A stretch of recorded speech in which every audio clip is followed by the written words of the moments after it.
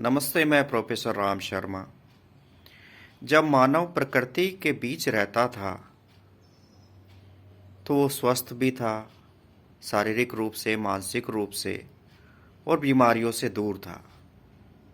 ये प्रकृति ही, जिसे हमारे ऋषि मुनियों ने बड़ी मेहनत से, रिसर्च से नए नए पेड़ पौधे, मौसमी फल, मौसमी सब्जियां हम लोगों के लिए रिसर्च करके मतलब क्या कहा जाए, हाइब्रिड बीज दिए हमें। और आज हम बड़ी क्या कहिए लापरवाही से इस प्रकृति को नष्ट कर रहे हैं। हम अनपेड एम्प्लॉयज़ बन गए हैं कॉरपोरेशंस के, जिन्होंने ये एक नई तरह की सिविलाइजेशन दी है, जिसमें बड़ी बड़ी कारों की आवश्यकता पड़ रही है, एयर कंडीशन की आवश्यकता पड़ गई है, अपार्टमेंट में रहने की आवश्यकता पड़ गई है, और मानव एक तरह से एक अपार्टमेंट और कमरों की या एसी की कैद में रह रहा है। वो प्रकृति के बीच में जा ही नहीं पा रहा है, जबकि मानव और प्रकृति की जो वाइब्रेशंस हैं वो प्रकृति क्या है, डिटॉक्स करती है, लेकिन हम अपने आप को डिटॉक्स नहीं कर पा रहे हैं। इसलिए तरह तरह के रोग उत्पन्न हो रहे हैं, हाइपरटेंशन, नींद ना आना, स्लीप डिसऑर्डर, बाइपोलर, गुस्सा आना, high BP, paralysis, sugar, heart diseases, blockage, और ये अंतहीन बीमारियां बढ़ती चली जा रही हैं, साथ में कैंसर भी। एक बड़ा ही महत्वपूर्ण पेड़ मैं आपको बता रहा हूँ, बिल्व या बेल पत्र जिसे कहते थे। घर घर में ये गांव में मिलता था। अंग्रेजी में इसे वुड एप्पल भी कहते हैं। ये बड़ा ही शानदार और बड़ा ही आध्यात्म से जुड़ा हुआ पेड़ है। इसकी पत्तियां 3 पत्र के आकार की होती हैं, जो शिवलिंग पे चढ़ाया जाता है, त्रिशूल के आकार की।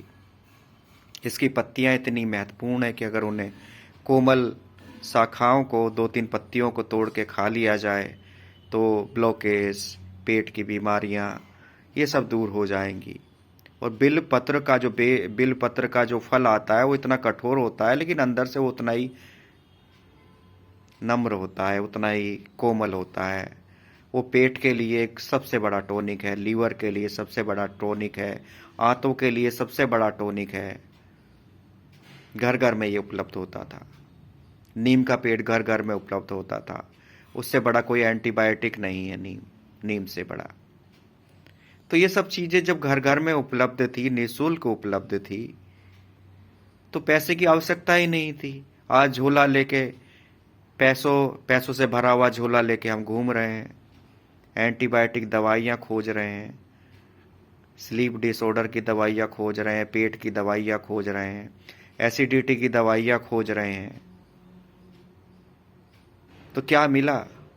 इस व्यर्थ की भागदौड़ से, व्यर्थ की टेंशन से, प्रकृति को नष्ट करके वो पैसा तो झोले में आ गया, लेकिन झोले से वो शांति, वो स्वस्थ, हेल्थ, हैप्पीनेस नहीं मिल पा रही है। तो हम कहाँ आए? हम उल्टी दिशा में जा रहे हैं या सीधी दिशा में जा रहे हैं? ये प्रश्न आप सभी लोगों को सोचना चाहिए।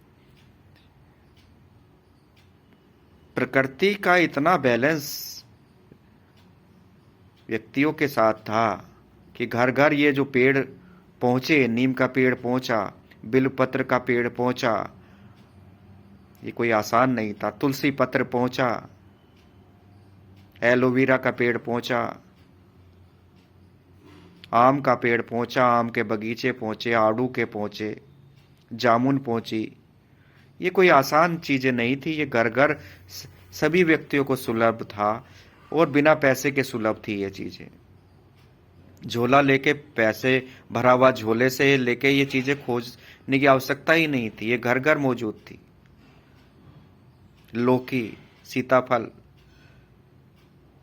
आज मेहनत करके हम पहले तो पैसा कमा रहे हैं अपने स्वास्थ्य को खराब करके, और फिर वही पैसे को झोले में भर के इन दवाइयों को खोजते फिर रहे हैं हॉस्पिटल से हॉस्पिटल। तो ये किस प्रकार की तरक्की है, किन लोगों की तरक्की है, किसको शांति मिल रही है और कौन जाल में?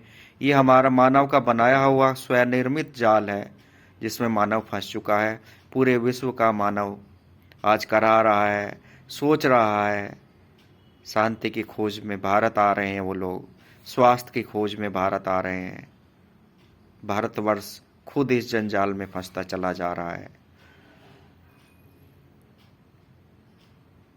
हमें ऋषि मुनियों ने जो हमें दिया है, सर्वे भवन्तु सुखिनः, जो नए नए मौसमी फल, नए नए मौसमी सब्जियां, नए नए मसाले, नए नए पेड़, नई नई ऋतुएं, इतनी ऋतुएं किसी विश्व के देश में नहीं है जितनी भारतवर्ष में। इसीलिए भारतवर्ष विश्व गुरु कहलाया कि यहाँ सब प्रकार के मौसम मिल जाएंगे, सब प्रकार के पर्वत, हिमालय, रेगिस्तान, पठार, तराई, इन सब चीज़ों का जो पूरे विश्व का एक मिश्रण है वो भारतवर्ष में मिलता है। इतने पेड़, मौसमी फल, मौसमी सब्जियां किसी राष्ट्र में नहीं मिलती हैं, लेकिन हमने लापरवाही से वो सब पेड़ काट डाले, नष्ट करते चले जा रहे हैं। ऋषि मुनियों ने हजारों साल दिए उन पेड़ों को विकसित करने में, और हम काटने में एक दिन भी नहीं लगा रहे हैं। आज हमारे जागने का समय है, स्वस्थ रहने का समय है, प्रसन्नचित रहने का समय है, सोचने का समय है, इस ज्ञान को आगे बढ़ाने का समय है। सर्वे भवन्तु सुखिनः, सब लोग खुश रहें, प्रसन्न रहें, प्रसन्नचित रहें। धन्यवाद, नमस्कार, प्रणाम।